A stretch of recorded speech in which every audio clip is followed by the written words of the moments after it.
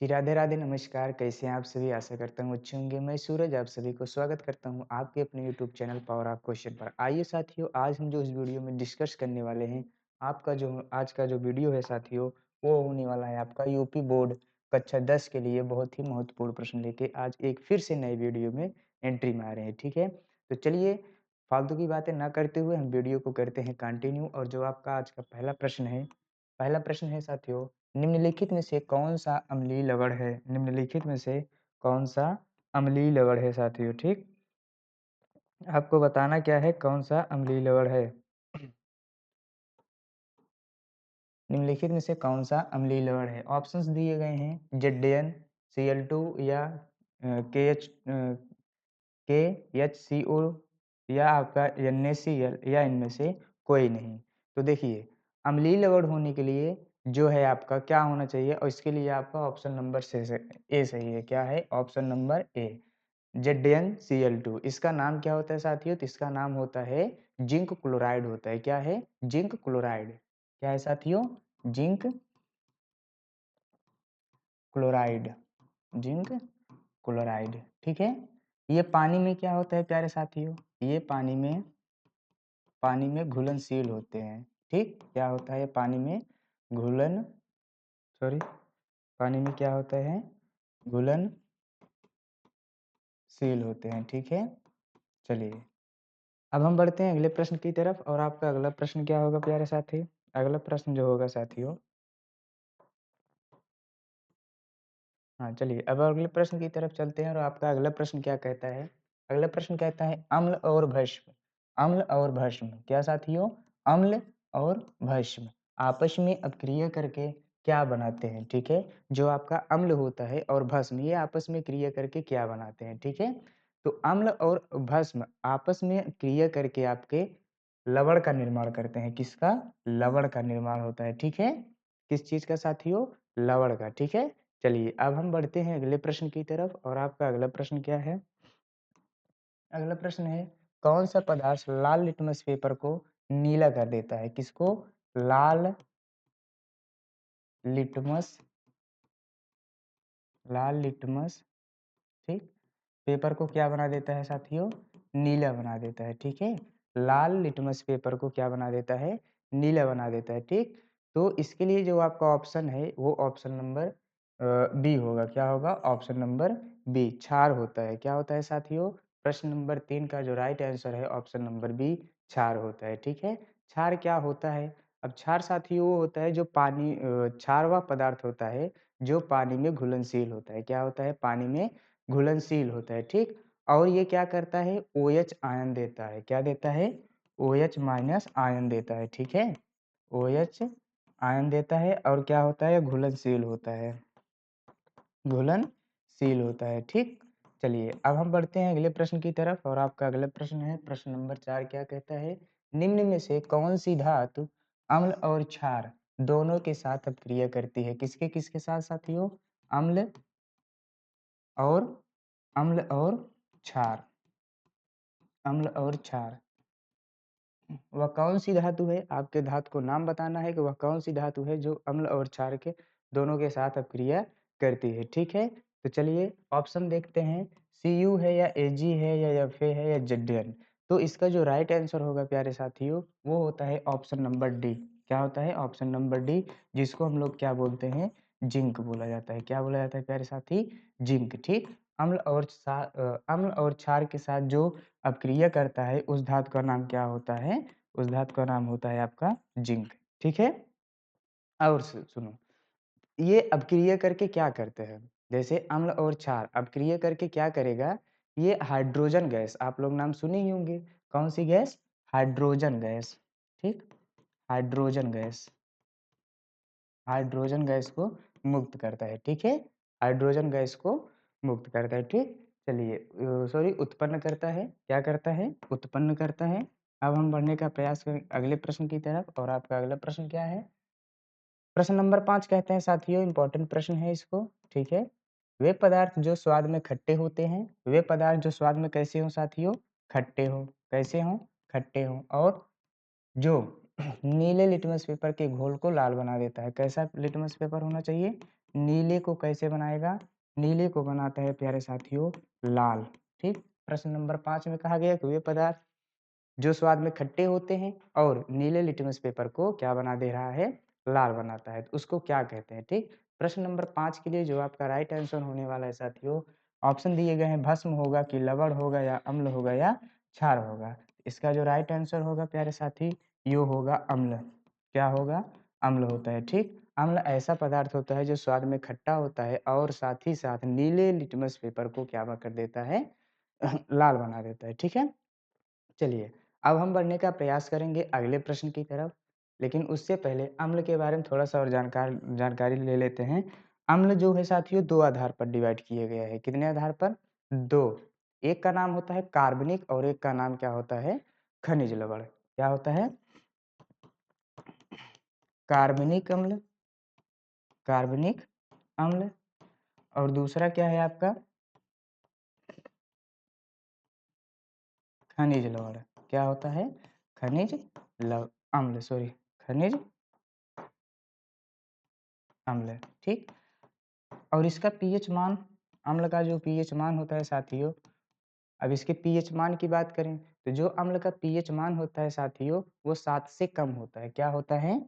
PH मान जो होता है 7 से कम होता है। ठीक, कम होता है। ठीक है, चलिए आशा करता हूँ ये चीज़ आपको समझ में आया होगा। अब हम बढ़ने का प्रयास करेंगे अगले प्रश्न की तरफ और आपका प्रश्न नंबर कितना है ये? प्रश्न नंबर 6।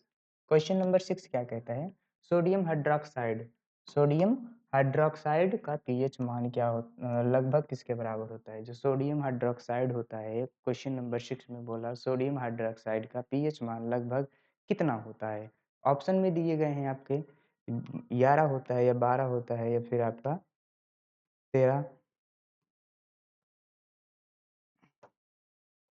11 है या 12 या 13 या 14। इसके लिए जो राइट आंसर होता है ऑप्शन नंबर डी होता है।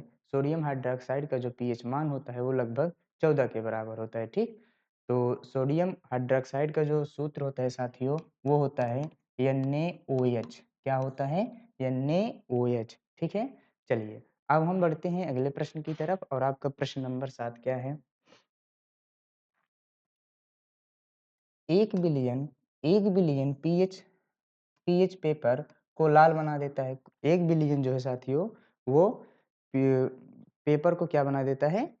लाल बना देता है। तो बिलियन का पीएच मान निम्न में से कौन-सा होगा? बिलियन का पीएच मान निम्न में से कौन-सा होगा? 1 से 2 होगा या 5 से 7 या 8 से 10 या फिर 12 से 7? ध्यान रहे साथियों, पीएच मान जो है वो लाल बना दे रहा है, लाल बना दे रहा है ना? क्वेश्चन नंबर 7 में जो राइट आंसर होगा ये होगा लमसम आपके ऑप्शन नंबर बी। क्या होगा? ऑप्शन नंबर बी, 5 से 7। किससे? 5 से 7। क्यों 5 से 7 क्यों बनाता है?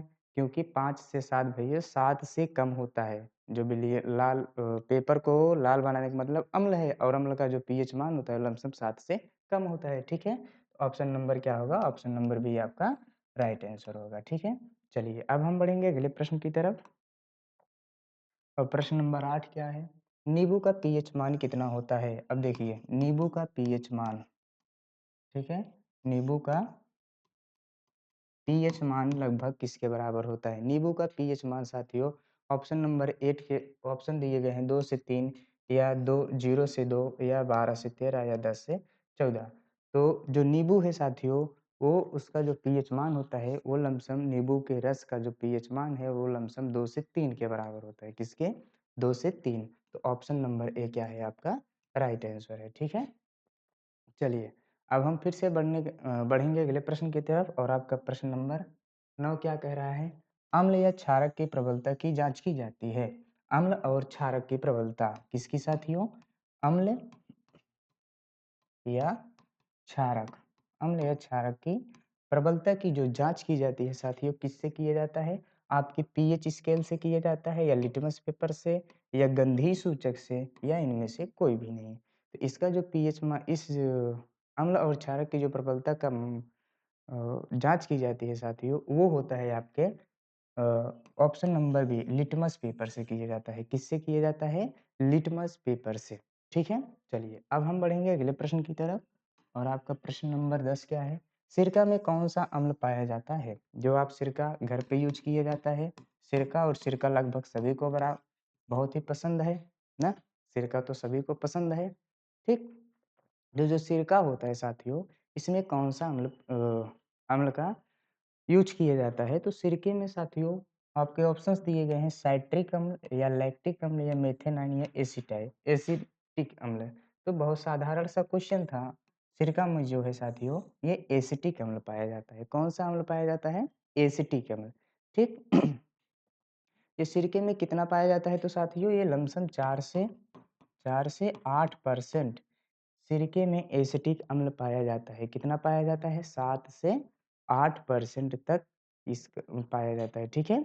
चलिए, इतना नहीं, अब इसके पीएच मान की बात की जाए कि जो इसका पीएच मान होता है वो कितना होता है? ठीक, किसका? एसिटिक अम्ल का पीएच मान साथियों 2.2 होता है, 2.2, ठीक है? कोई भी अम्ल रहे साथियों, कोई भी अम्ल रहे तो उसका जो पीएच मान होता है वो 7 से कम ही होता है, ठीक है? जबकि क्षार का पीएच मान 7 से अधिक होता है, ठीक? चलिए अब बढ़ेंगे अगले प्रश्न की तरफ और आपका अगला प्रश्न क्या कहता है? अब हम कुछ ऑब्जेक्टिव क्वेश्चन के लेके आए हैं जो आपके लघु उत्तरी या दीर्घ उत्तरी में वो क्वेश्चन पूछे जाएँगे। जैसे पहला प्रश्न कहता है, पीतल एवं तांबे के बर्तनों में दही एवं खट्टे पदार्थ क्यों नहीं रखने चाहिए? जो आपके पीतल का धातु हो, ठीक? पीतल के बर्तन हो या तांबे के बर्तन हैं, तो उसमें सामान्यतः हम लोग किसी भी चीज़ को क्यों नहीं रखते हैं? इसका एक कारण देना पड़ेगा, ठीक? चलिए और अगला प्रश्न है, धातु के साथ अम्लीय अभिक्रिया होने पर सामान्यतः कौन सी गैस निकलती है? धातु के साथ समान अम्ल की अभिक्रिया होने पर समानतः कौन सी गैस निकलती है? ठीक, एक उदाहरण द्वारा समझाइए। इसमें क्या करना है साथियों, आपको एक उदाहरण देना है और इस गैस की उपस्थिति की जांच आप कैसे करेंगे? जो उसमें गैस उपस्थित है उस उपस्थिति गैस की जांच आप कैसे करेंगे? ठीक है, चलिए अब हम बढ़ेंगे अगले प्रश्न की तरफ और आपका प्रश्न नंबर 3 क्या कह रहा है? सोडियम बाइकार्बोनेट के 2 उपयोग लिखिए। ये 2016 में क्वेश्चन पूछा गया था प्यारे साथियों, ठीक है? 2016 में पूछे गए थे, तो इस बार आने के भी चांसेस हैं, ठीक है? किसका? सोडियम बाइकार्बोनेट के 2 उदाहरण लिखिए। ये क्वेश्चन पूछा गया है 2016 में, ठीक है? चलिए अब बढ़ेंगे अगले प्रश्न की तरफ। प्रश्न नंबर 4 क्या कहता है? शुष्क हाइड्रोक्लोरिक कौन-सा? शुष्क हाइड्रोक्लोरिक गैस शुष्क लिटमस पत्र के रंग को क्यों नहीं बदलता है? जो शुष्क हाइड्रोक्लोरिक है साथियों, गैस शुष्क लिटमस पत्र के रंग को क्यों नहीं बदलता है? इसका भी आपको आंसर देना पड़ेगा, ठीक है? चलिए अगला प्रश्न क्या है? बेकिंग पाउडर बेकिंग पाउडर का साधारण नाम क्या है? बेकिंग पाउडर मतलब जो खाने में यूज किया जाता है पाउडर, ठीक है? उसी को हम क्या बोलते हैं? Baking powder. खाने के सोडा का रासायनिक नाम लिखिए। इसका जो रासायनिक नाम है उसको लिखना है। ये साथियों बहुत ही इम्पोर्टेंट है, 2019 में भी पूछा गया था जब हम लोग दे रहे थे इस पेपर, ठीक? रासायनिक नाम लिखना है। किसका रासायनिक नाम लिखना है? बेकिंग सोडा का। बेकिंग सोडा के क्रियाविधि भी आएगा साथियों, बेकिंग पाउडर। पाउडर कहो या सोडा कहो, ठीक है?